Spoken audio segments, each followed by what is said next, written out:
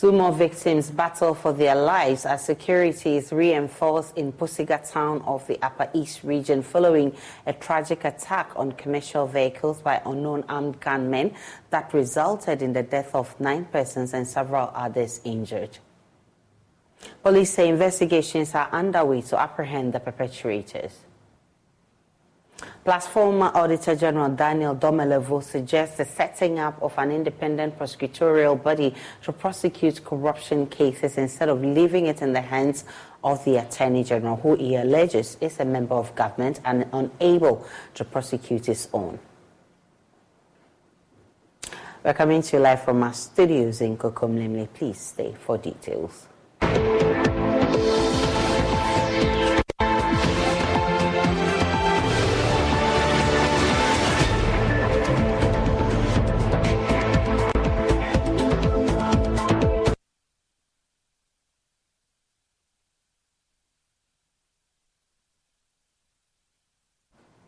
The Ghana Police Service has been widely criticized for abusing the Public Order Act and undermining citizens' right to protest. 49 members of the group of Democracy Hub were detained Thursday for unlawful assembly and violation of the Public Order Act for participating in the Occupy Jilobi House protest. The police claimed the organizers ignored an injunction application served on their lawyers. We will hear from some lawyers on this, but first here is what transpired yesterday. That's at stake. Look at the way the country is being run. Two men, Oswald and Techi, were speaking to me in an interview when they were arrested on camera by police and bundled into a waiting vehicle. Solidarity of in the NDC or for the NPP. We are here to cry in solidarity of the ordinary Ghanaian.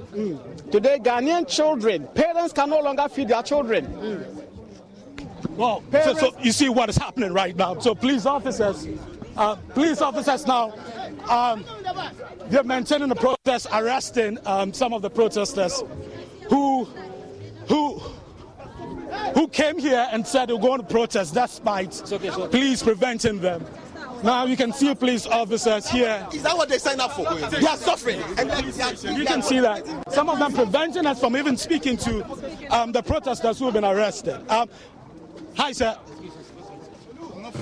Fruits, come. Fruits, come. They said we should join them. Hi, sir. Can we talk to you? Fruits, come. Go down. Come, fruits, come. Go down. He's a media man. Come. Drive. He cannot join the car. Okay, you let me Wait. All right. Police officers are taking this gentleman away who said they were going to demonstrate and protest, despite what, the Ghana Police Service had done earlier.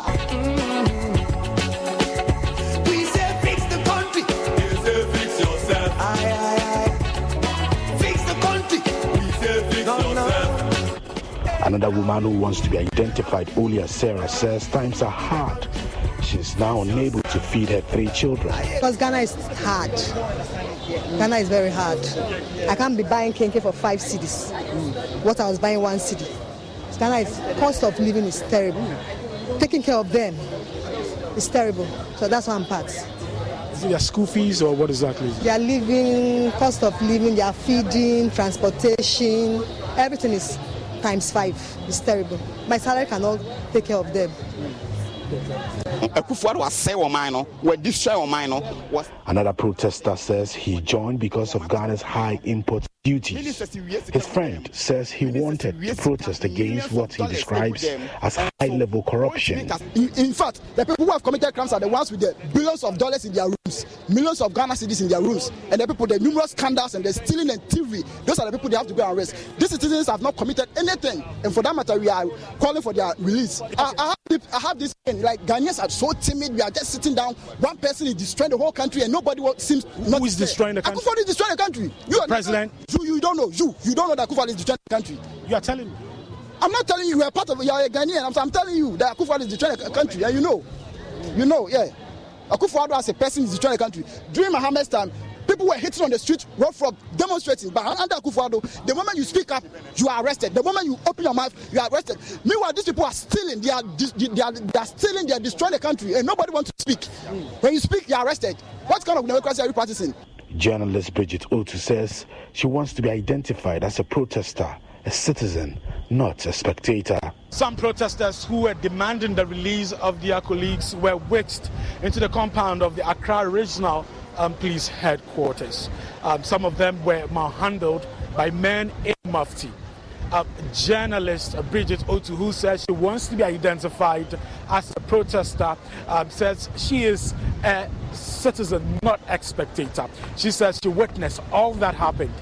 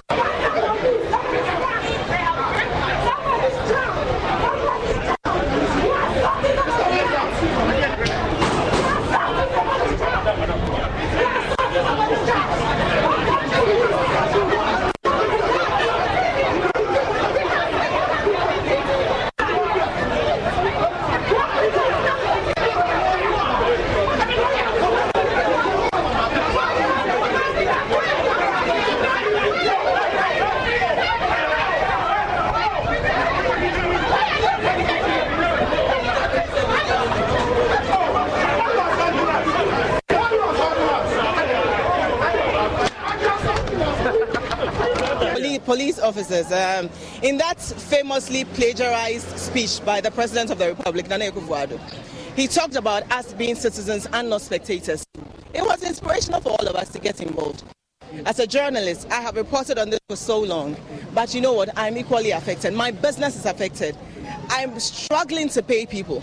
So when young people say they want to protest because of what they are going through, leaving this country because they don't have opportunities, the least I could do was just to show up. So I drove. I wasn't even in Accra. I drove all the way from the central region to Accra just to witness, only to get here and be told that they have been dispersed, taken to various police stations. And so I came to the Greater Accra Regional Command. And when I came, a parent who was in agony of her son missing because the son had been picked up by police and taken in there, Kevin Boachi. And I will not stop saying his name because the Ghana Police Service have a penchant for committing crimes and getting away with it. So they should let that boy out. So we just stood at the gate and I asked, apart from that, I have a reporter in there I wanted to get to. And the police just charged us, a man in there who cannot see through these, there are no holes here for him to see, just comes to the gate and charges and started pulling the men amongst us. The police have stolen even a phone from a protester. Ghana police have stolen a phone. They took the phone? No, they have stolen it. The person was not used, they stole it, right? They attacked the person, and I remember whilst they were pulling me along, and I was wondering what I was doing because I can't fight any police officer. They will beat me and get away with it, and that's okay. They do that all the time. 8 people died in the election. They've not done anything about it, and that's okay. So I didn't want to be killed. At least I wanted to live to tell my story. So that's what transpired yesterday. In fact, all 49 have been released by the police on bail. James Savaji has been speaking with some of them. Listen.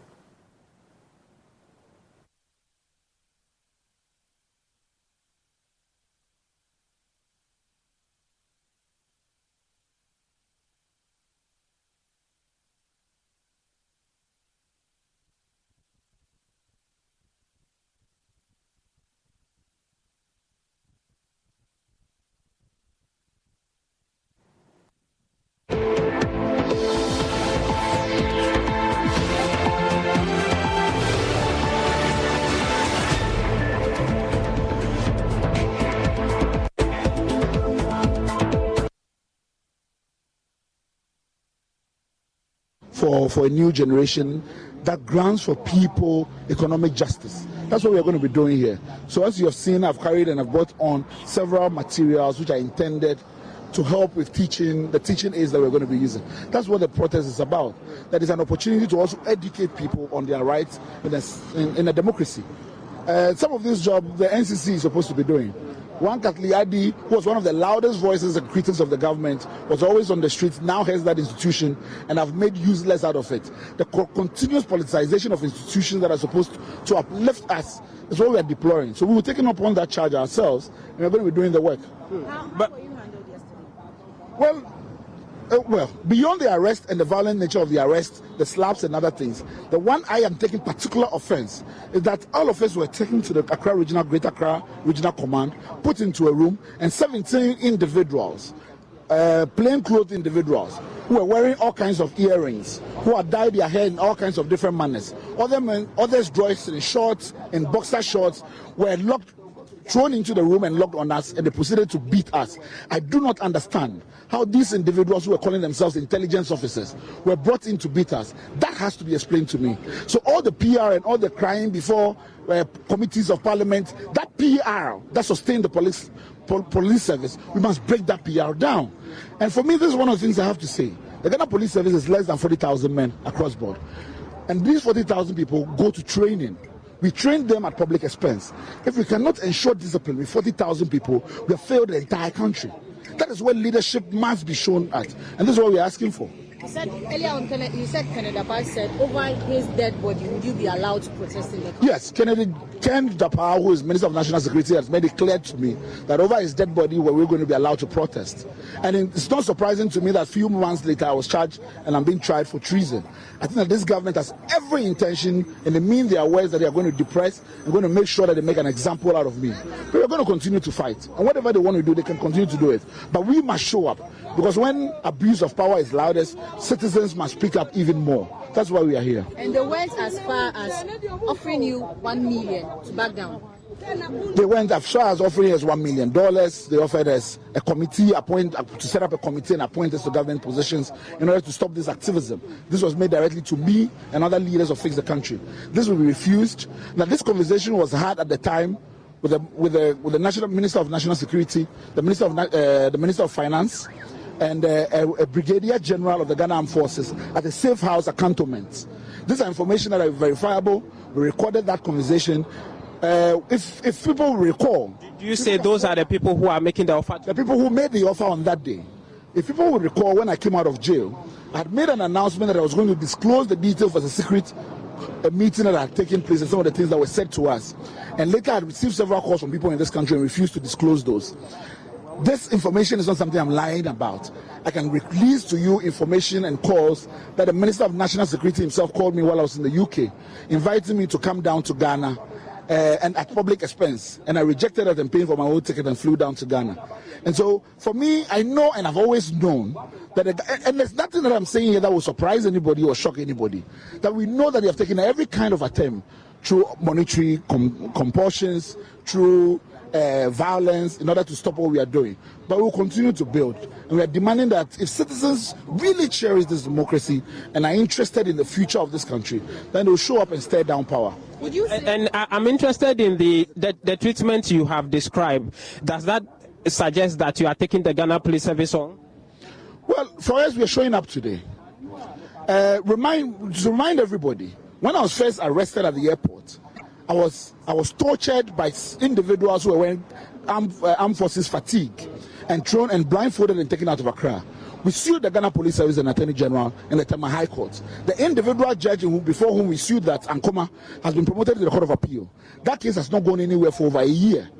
In their response to the application we filed, the Ghana Police Service admitted planting an individual who was furnished with a phone, a knife, and bread in the cells. These are all public record. The Fourth Estate has reported on this. Nothing has happened there. So again, I understand that so many of it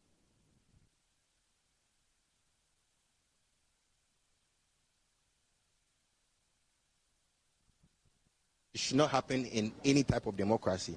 But I think these things happen just to inform other people of the depths of the problems that we are having right now. peaceful demonstrations have no place, they have a right to demonstrate, and no policeman, no authority has a right to disrupt that. So once that has happened, I think that it's going to give more incentive to people to actually come out and voice their concerns about the bad nature of things, and then hopefully we can go from there. What exactly do you expect to change in this country? It's deplorable, but I think we have to start with a rewiring of our thinking. I think there's a big disconnect between where we are and where we want to be. I think that it starts mentally, starts in our minds. And it starts with us gathering together to express these concerns so that we can become of common mind and a common vision, a common objective. And I think once we have that rewiring, we'll be able to all move solidly in one direction. As a musician, I know that beyond the streets, beyond coming to the street today, are there plans to carry this forward through your music? We know you've done quite a number of stuff on issues like this. Are there plans to carry this forward through music? Yes, I pride myself in being one of those musicians who has actually voiced a lot of concern about, the state of affairs in our country. I've done Kwame Nkrumah, I've done State of the Nation address, and my fans know. But apart from that, I think that we have to graduate it to the next level. That's why I'm here today. I have so much material out there preaching about what I think about, the industry, about our economy and the government. I have so much material, but there's only so much you can do with music. We have to be here to make sure that we take it to the next level. But constitutional lawyer Martin Kpebu says the conduct of the police undermines the human rights of citizens and shows that Ghana is descending into a police state. What was the basis for the arrest? People you sought to prevent from demonstrating at the Jubilee House. If you could gather 500 policemen to come and cause arrest, why wouldn't you provide security for them to demonstrate there? You see, the main point is that once the police say they claim they've taken the case to court, then it may lie within their mass to do a preemptive strike. No, the matter you are talking about is before the court. You say you filed an application for injunction. So there is also an obligation on the police not to do anything to render the proceedings a nullity. So that's why the remedy would have been that, look, if they flout the application for injunction, and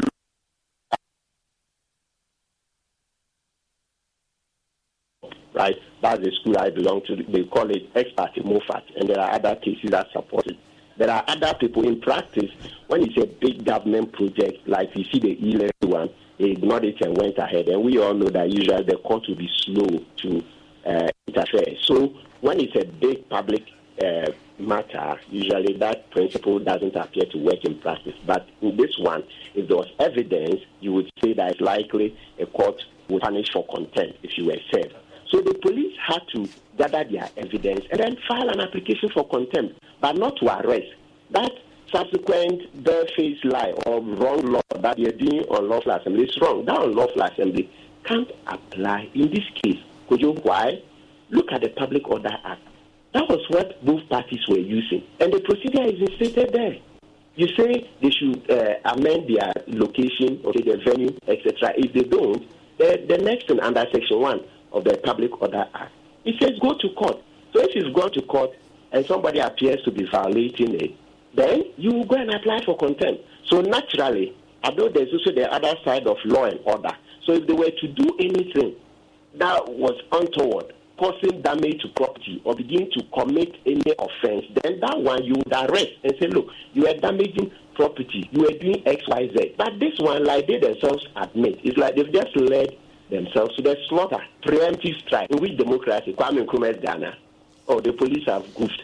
They've goofed. If President Kufuor had led honestly, if he hadn't riddled himself with corruption, he himself on his own table, that fumigation contract between him and just one group, Zoom Lion, over 500 million Ghana cedis. If he hadn't done that, if he hadn't swerved Ejako, the former energy minister, and then took him out of the loop and asked Gabi to negotiate a marriage deal, that one that brought them a big embarrassment, the one they inflated the contract and then they were caught. If he hadn't done so, all these things wouldn't have happened.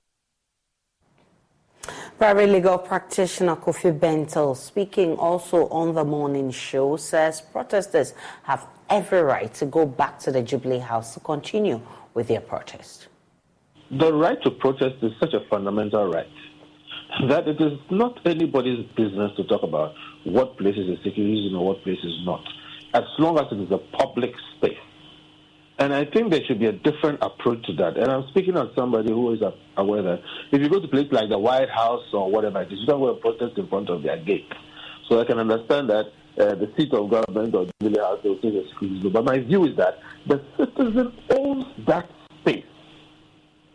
So, operationally, and I don't mean to advise the police, if you think it's a security zone and the person says, I'm going to demonstrate there, and it's a public space which is safe, then you go and put your men there, let them sit there, so that both of you will occupy that space, okay? And then people don't commit a crime, because if you commit a crime, that's a different matter. But there should be no space that is public, that is out of bounds to a citizen who owns that space.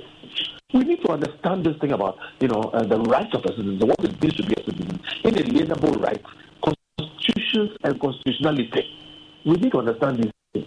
People should not just think that, we have a right to do this or not to do this. These are God-given rights. Nobody is a Ghanaian more than anybody. And the rights of the citizen are above the rights of an office holder, including the president and including the IG. So, it is a security zone, yes, but if it is a public, if it is my house, if it is a public, if a private space, if it is your house, you can exclude your perimeter from me coming there to do a demonstration. Okay, but I can stand on the street. If I'm disturbing in your house, you can take action against me. But if it is public space, you can't tell me it's a security zone. Then go and occupy that space. I'll occupy whatever other space is left. And as long as I don't commit a crime, you should leave it. To that extent, therefore, it should be possible for people to sit in front of the Jubilee House in protest because it's public space, as long as they don't commit a crime.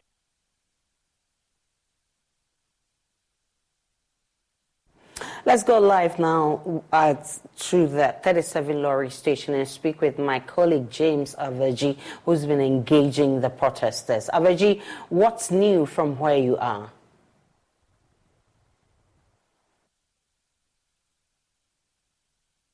Aisha, so I would say that from the last we spoke, the police have now moved the protesters from the pavement right in front of the 37 station down to the median of the road. They are now situated between the station and the Catholic Church right across the road. And so we are now in the median of the road here, where a public address system has been set up in a Kia truck ready to start blaring. Earlier when we came here, the police followed up to engage with the driver of the Kia truck. What they were trying to inquire why the PA system has been brought here, had an engagement with the driver as well as Oliver Bakavoma. The media had not been led into that engagement. And later when we had an interaction with Oliver, he told us that the police were not comfortable with the public address system that had been brought here. And so they actually decided to engage with the driver, asking him to move the truck as well as the public address system from here. That's what Oliver tells us from what transpired between them and the police. We can see the numbers growing bit by bit. They are now in their tents waiting for signal from the organizers. Just arriving is Bernard Mona. He's also just arrived here. Some few celebrities have also been coming through. We spoke earlier with Kelvin Boy, who is also here, and some other comedians. Let me attempt to speak with Mr. Bernard Mona on why he's here. Mr. Mona, thank you for your time. I thought you would be with Justice for Ghana at the Electoral Commission headquarters. Yes, but they are not mutually exclusive. These are actions that afflict each one of us. And so I have been doing series of media engagement. As you can see, I'm not costumed for the protest. And so when I leave here, we are to have a meeting with the IGP upon what happened yesterday. Say you, which group? That is Democracy Hub, led by Bakavomawo. They yesterday were arrested unjustly. And so later in the evening, the Inspector General of Police called. And he actually called me. And I told him that despite that, I am not an organizer of the Democracy Hub. I sympathize with the cause. I agree in toto with whatever they are doing. I was to join them later in the day because in the morning I had spoken to Bakavomawo to even alert him about the police presence around the Jubilee House and around the 37th station. And whilst they were coming here, I was at the Kwame Nkrumah Memorial Park, only to be told that they were arrested. So I went looking for them in their various cells. And eventually I got to know where each one of them was put. Later in the evening when the Inspector General of Police called, he said that he was going to instruct for the release of all those people. And indeed, in the evening, everyone was released. This morning, they are gathered here. It is the IGP's call that he wanted to meet with some of the organizers. So they will select a few to go and meet with the IGP. And then we'll see what the IGP himself has, because his men did what was untoward yesterday. We cannot tolerate such happenings from our police service. Look, it's a police service and not a force. So when they decide to use force against innocent citizens, standing here, what disruptions are this crowd occasioned? They have not done anything. Yesterday, your own colleagues were brutalized. And you ask yourself, what is it? If the police doesn't have the logistics to protect the crowd, but they have logistics to disrupt the crowd and to arrest them, how much they spent yesterday engaging in that exercise is unacceptable. And I think that, well, once the IGP has called, there's a saying in our local parlance that you don't reject a call, but you can reject the content of the call. So I think that it's fair and proper that we have that discussion, and then we can take it up. But citizens' right cannot, and we will not allow any oppressor to undermine our democratic efforts. Just a few minutes ago, before you arrived, we engaged with Oliver, and he is of the view that he's got no engagement with the police. And I mean, I'm just interested if you've been able to reach a consensus with him, and he agrees that you should go ahead to meet the IGP. Oh no, yesterday I was one of the people who had to go around to ensure that all those our comrades who were incarcerated were unjustly were released. And so I think if Oliver cannot go, that is a right. But some ones of them should let us go and listen to the call. When is the meeting happening? Oh, anytime that we are able to arrive at the number of people that we can go. So I've spoken to Oliver. He is not opposed to people representing him, but I think that he wants to be here to continue to be the fulcrum around which this mobilization can take place, and I cannot take that from him. Are you going as a group of protesters, or you are going as conveners? Well, it will be partly conveners, because there must be a convener, and then they will come back. Whatever the outcome, we will let the society know. And so you are hopeful that today, are you just going to be stationed here, or you are hopeful to to go on a procession to the Jubilee House? Even staying here alone is sufficient to send a message. You are here, isn't it? The fact that you are here and you are carrying the report of the unhappiness of citizens about the shoddy things that are happening in Ghana. Journalists, your own colleagues were beaten yesterday. The police are denying it. Right? Bridget Otu, they torn her cloth. Somebody had to give the Ghana flag that he was carrying to order to protect her body from exposure. One of your colleagues from City FM working with BBC was assaulted mercilessly. A lawyer who had come and seek the release of clients was pushed into cells. This is not what we bargained for. This is not what we bargained for. Akufo-Addo is only president of Ghana today. Akufo-Addo will go. But this country of us, we will be living here with Akufo-Addo and his children. Right? When Akufo-Addo ceases to be president, we, the young people, will live with Akufo-Addo's children. I can assure you, as I said somewhere, any policeman that brutalizes citizens today, we will identify your children and your family, we will brutalize them tomorrow. I'm not sure if the brutalization will be lawful, but what do you say to what lawful brutalization? And the law would require you to take a civil position on that to go. Police did not act lawfully. You don't expect us to act lawfully. That would be against the law. Which law? The law that the police have violated? Because the police says that there's no law by their action. So should we think that there's law? We also assume that there's no law. I come from a school of thought that says that forgiveness is a sin. And so you would not want to go. Away from the Jubilee House, Pusigas District Security Council has intensified security in the area following a deadly attack on traders by unidentified gunmen along the Plomacombe Highway in the Upper East region. The unfortunate incident claimed 9 lives and injured several others. The motive behind the attack is unknown. However, Abdullahi Zubair, the DCE for Pusiga, has stated the situation is under control and investigations have been initiated to apprehend the culprits. Upper East Region correspondent Albert Story joins me via Zoom with some updates. Albert, first, what's the latest on this incident with regards to police investigations? Yes, as I show, at the moment, the police say they are still investigating. They can't give us more information because of the fact that they are not done with their investigation. One thing we can report is that as at yesterday, after we reported that 9 people had died, this morning our sources within the police have told us that the number is actually 10. A number of people are still in hospital receiving treatment. We are trying to confirm the number of injured people who are in hospital at the moment. For now, they haven't also been able to make any arrests. From what the police are telling us, they are still following up on leads to do the investigations and possibly arrest some culprits. But at the moment, nobody has been arrested yet. Albert, how are the injured faring? Do you know? Well, it's been a bit difficult to get access to them. What I was, the person that I had access to was the driver of the vehicle. Unfortunately, because of language barrier, because I don't understand the language he speaks, so it's been difficult to communicate with him. I'm trying to see if I can get a translator to help us with a bit of information.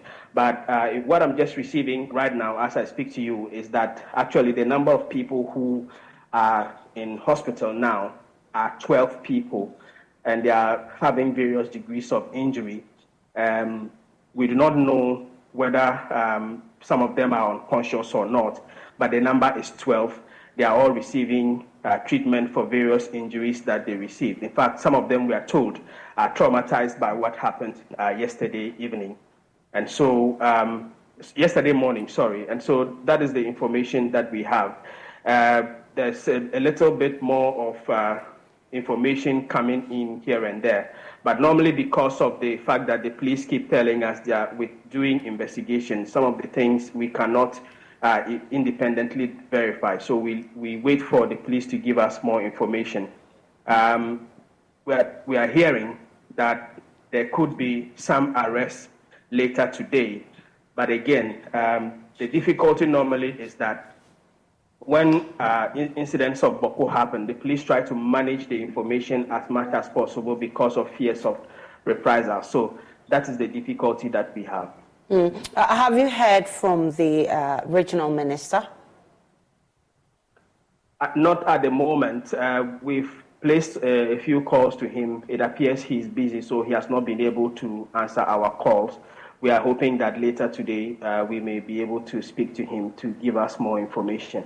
But again, it's always because of the fact that for some reason, security reasons, if you like, they try to manage how much information that goes out. So, for instance, we're trying to possibly even know the identity of the people who were in that attack. They tell us that they will only let their families know because of fears of reprisals. Once you make the names of the people who are injured public, it could lead to some reprisals and even some trauma on some people. So because of that, they manage the information and they don't give out much. But at the moment, 12 people are still in hospital receiving treatment. Albert Sorry is our correspondent in the Upper East region. We'll definitely bring you more on this in our subsequent bulletins as and when we get it. Now, former Auditor General Daniel Yao Domelevo has suggested that setting up of an independent prosecutorial body to prosecute corruption cases instead of leaving it in the hands of Attorney General, who he alleges is a member of government and is unable to prosecute his own. Addressing an anti-corruption forum held at the forecourt of the Asogli Palace in conjunction with this year's Asogliyam Festival and the 20th anniversary celebration of the Agbogbo Mefia Togbe Apede, Mr. Domelevo stated that there is a dire need to amend the law to give truly independent persons and bodies the authority to investigate. That corruption plays in our society.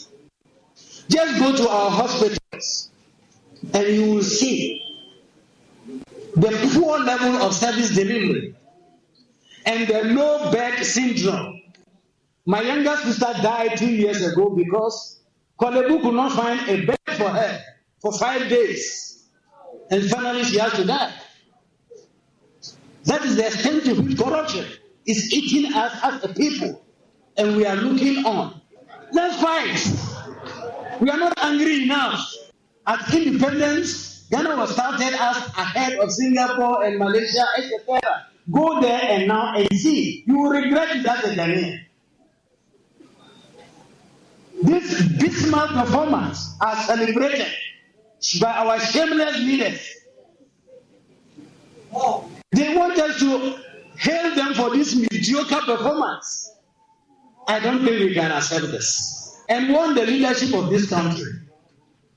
That if you push us to the wall, you see the animal in us.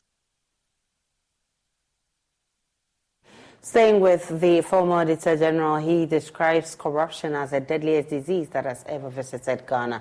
Dr. Domelevo made the comment during the Anti-Corruption Day celebration held in Ho. It is now, if you are a friend of the government, then you can do anything. And you can be sure that you will get away with it. But if we do that, then no one is safe, isn't it? Because once I'm taking my enemy to, my enemies are also taking me to the place. So we all have to be careful. So I call for commercialization of the fight against corruption. We should amend the law just as we were able to amend Article 88 to get OSP out of it. The same way we should also do and get individuals the authority to be able to, maybe they may go through some recognition like licensing or registration, and they can set up a committee or a team or a firm that will investigate corruption, so that immediately the Auditor General comes out with his report, they start going through, and then they list their candidates, investigate, and then go and collect the money. They will make something for themselves. However, a greater portion comes back to the states. NDC vice presidential candidate for the 2020 presidential elections, Professor Nana Jeno-Pokuagyemang, is dispelling rumors that former President John Mahama may be in search of a new party stalwart to partner him to run for the next general elections. Former Chief of Staff Julius Debre and current Chancellor of the University of Cape Coast, Dr. Sam Jonah, are among those rumored on social media in recent times to partner the NDC presidential candidate John Mahama for the next elections. However, speaking on the sidelines of the maiden Nkrumah Mandela Leadership Conference organized at the Great Hall of the University of Ghana, Professor Nana Pokuagyemang described the latest jostling as wasteful and unnecessary. Well, Prof, President Akufo-Addo is on record to have said that he admits we have economic challenges. However, he's of the opinion that Ghanaians would have to do a soul searching and to choose a leader who would inform the way forward. Is it true? Which the president has Okay, I hear. I see. Given the comments that the president has made, are you certain that we'll find, a transformational leader going into the future? I'll say that we've had an Nkrumah. We've had leaders in our communities. We've had leaders in our homes. We have leaders in the market. What's our excuse? Are we now going to search, for somebody with a third eye? We know what it takes. We know those who sacrificed. We know those who gave of themselves. We know those who gave without looking for reward. Who is stopping us from emulating them? You see, in life, I don't think it's about, in 1 year I get everything. It doesn't work like that. You'll be frustrated. Or you may do things that you'll be embarrassed if they were to come in public. Okay, because it doesn't work like that. Okay, it's one step at a time. Prof, we are looking at two great leaders, Nkrumah and Mandela, at this leadership conference. John Dramani Mahama is being likened to our first president, Dr. Kwame Nkrumah. Do you feel that he possesses that kind of leadership quality? It's not about that kind of comparison. What I respect about him is that he has a good heart. He cares. Otherwise, you see, for how long was he here? How many schools did he build? You answer me. How many hospitals? We have had the polytechnics forever. Do you know what it took to turn it into a technical university? Building 2 universities. I'm talking only of my sector.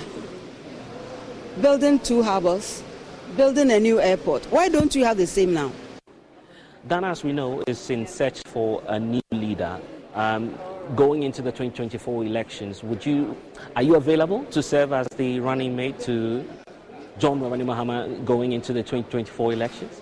I was in the ministry and I complimented his efforts. Or I wasn't.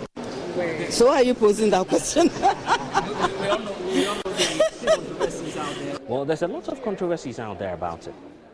Oh, forget about this. Use this unhelpful or controversy. There's no controversy. The only controversy we need to talk about is the unemployment of our youth. That is the controversy that should bother us. We are just having distractions. It's about all the scandals going on. Why is that not controversial? And you are worried about what controversy? It's just a distraction. We'll see when I get there. Should we expect a new... Chairman of the Bono East Regional Peace Council, Reverend Prince Owusu Aseko, has been mourned the rising number of political and chieftaincy conflicts recorded across the region. The chairman was speaking at a stakeholders meeting in Techiman as part of activities to mark this year's International Day of Peace. Said the council is embarking on a rigorous education campaign to help minimize the menace ahead of the 2024 elections.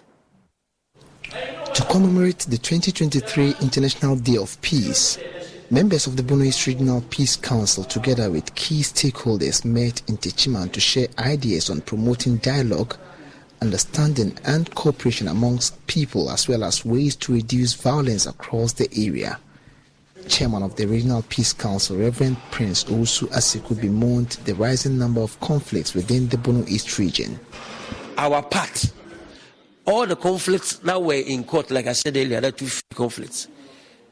Majority were from this part. So after carving, and now others are even adding to the previous ones. Though some traditional areas are trying to solve these, but still, there are others showing up. He was, however, quick to note that chieftaincy and political conflicts stand tall in the region, and steps need to be taken to help address this. In the Bono East region, 2 stands tall: chieftaincy and politics. Most of our conflicts in the region is chieftaincy and political. So we are praying that we will be aided financially so that we can go about drumming home the need and essence of peace. Margaret Mary is a member of the Regional Peace Council representing the academia. She wants more attention to be given to women in peace building as they play a significant role in maintaining peace. As women, I would say that we are custodians of peace. When there's peace, we have all the freedom to take care of our homes, our children, and our husbands. So our role in maintaining peace is to make sure that we educate our children. The children at home, they get closer to the women than their husbands or their fathers. So we as women should make sure we sit down with our children, provide their needs, and educate them as to what to do, so they don't get out and be influenced by their peers. Our husbands also go out to work and then come back. As a woman, when your husband comes back, you have to make sure that you do your work. Even if you come back with tension, the way you receive him at home, that will make sure that he has that peace and he can go back to do his work well. Representative of the Al-Sunnah sect on the Regional Peace Council, Sheikh Murtada Mohammed, on his part, attributed ignorance and unemployment as the major cause of conflict amongst the youth and charged policymakers to work towards addressing this to help promote peace within the area. In our communities, some of the issues that are maybe recipes for chaos and violence are ignorance and then unemployment.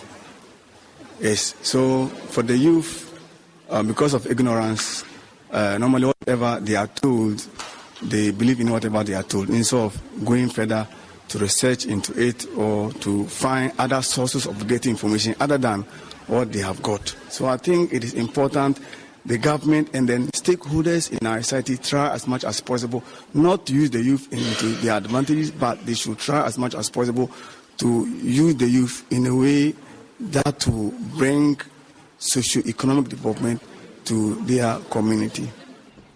Reverend Owusu Asiku further noted that the council is embarking on a rigorous education campaign to help prevent the repeat of the 2020 shooting incident in the Techiman South constituency that claimed 2 lives and left many others injured. We need to go down, educate on air, in the nooks and crannies, for people to understand the need. Election is about, we're about to have the 9th election. It's about decision making. And it's also a process, not an event. So we need to exercise all the patience. Anna Sabit, Joy News, Techiman.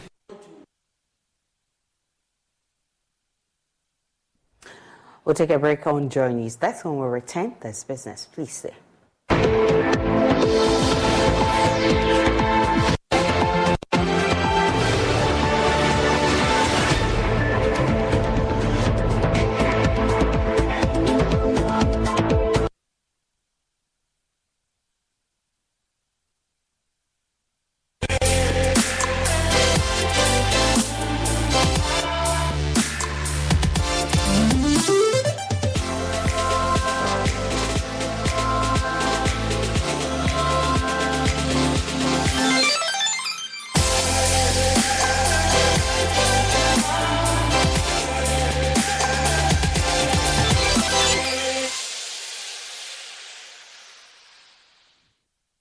Football season is here, and it's best seen on HD Plus in 5 times crystal clear images. See the new signings, jerseys, silky skills, and great goals. Catch the DFB Pokal, J1 League, and the Argentina Copa de la Liga Profesional on Score HD channel 151. The best of African football on JTV Sports Plus channel 150. World football is best seen Philly on HD Plus. Grab a decoder and subscribe for 3 months at 85 Ghana cedis per HD Plus. See it, feel it.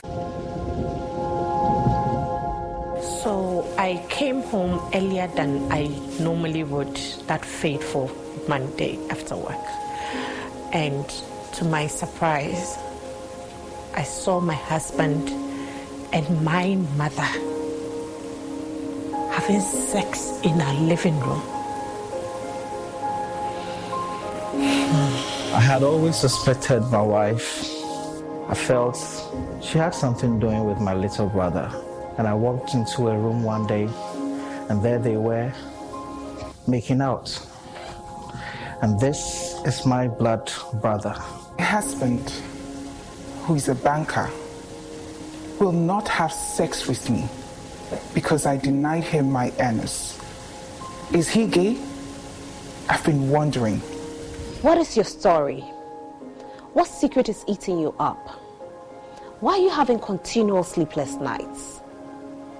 Do you need help? Share your story on our powerful news series where real people share their deepest secrets on Prime Morning beginning this September. Drop your stories on our WhatsApp number 055 157 5757. Remember, a problem shared is a problem half solved, and every problem has a solution.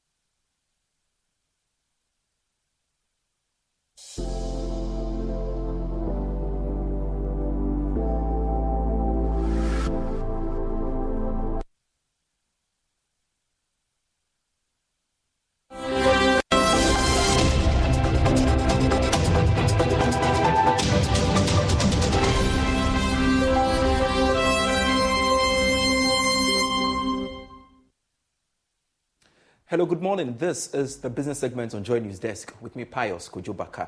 Only 5 banks scored above the threshold of 98% in relation to customer satisfaction. This is captured in the latest Chartered Institute of Marketing Ghana's Customer Satisfaction Index report for 2022. More in this report. Republic Bank, Absa Bank, and First Atlantic Bank followed with 97.8, 97.5, and 96.2 respectively. CBG Bank, Zenith Bank, GCB Bank, Bank of Africa, and SG Bank had the least score by customers. Overall customer satisfaction for remote banking was 88%. The index for this year went out by 3 points. For 2021, we are an index of 95. For 2022, the index went up by 3%, which is 98. However, for 2021, only 2 banks met the threshold. For this year, we've seen an improvement where 5 banks met the threshold, although the index went out by 98, went up by 3 digits, which is 98%. President for the Chartered Institute of Marketing Ghana, Dr. Daniel Kasati, called for a more robust financial sector through customer satisfaction.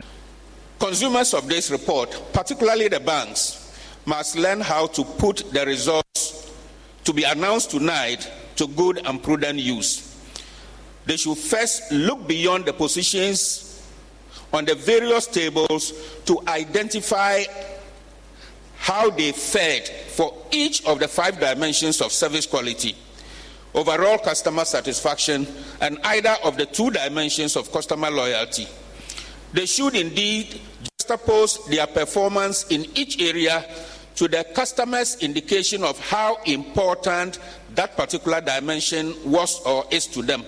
Chief Executive Officer for the Ghana Association of Banks, John Ewa, urged members to be heavy on improving customer service. Of course, the environmentals also play a role in this surveys. So we take the positives out of it and also learn from the areas where we had more or less a message of room for improvement. As an industry, we take customer satisfaction very seriously. So I'm sure our member banks will take their version of the report, go to their various banking infrastructure and digest the outcome and see the areas where improvement is needed and even where they did well to see how they can even improve it much better in the years ahead. Total customer loyalty measure for 2022 was 81%. For Joy Business, James Ishen. The first phase of the Volta Green City project has been launched in the Central Tone district of the Volta region. The project, named the Volta Green City, will provide decent accommodation and recreational centers to the residents and beyond, while also improving the economic activities of the area. Ivy Setoji has the rest of the story. In a welcome address, the chief of Mafi Amfoy, Tobitra Abutaka, noted that development in the communities helps improve their lives positively, hence the urgent need for every community to have the needed development they rightly deserve. This development must be about people and places in peaceful and comfortable environments. He noted that the community and Mafi Amfoy has lots of land for the establishment of modern settlements like the proposed Volta Green City and industries to create jobs for the teeming youths. May I therefore welcome you all to Mafi Amfoy. Environment is calm, the air is fresh, the people in the area are united and lovely. We have expanse of land for the establishment of modern settlements such as Volta Green City and industries to create jobs for the teeming youth. The CEO of the project, Ni Okai Pabe, noted that the project will bring affordable housing units for the people, a complete community on its own with modern facilities and commercial enterprises that has everything. This community, we call it Volta Green City, will feature, among other things, a free zone, a wide variety of home builders, home styles, and options at all price points. It will also have its own commercial enterprises, such as stores, restaurants, and schools, all creating a vibrant and dynamic environment. Thomas Moore Achu Zunra is the DCE for Central Tongue. An investor is coming to this district to do no other business than to build a city, Volta Green City. This is the first of its kind in my district. And, I'm happy to say that myself and my MP are together in this fight. All stakeholders in this district that can say, Jack, let this thing happen, are here. So that is to show to all of us here that the project, by its name, Volta Green City, is giving green light to start.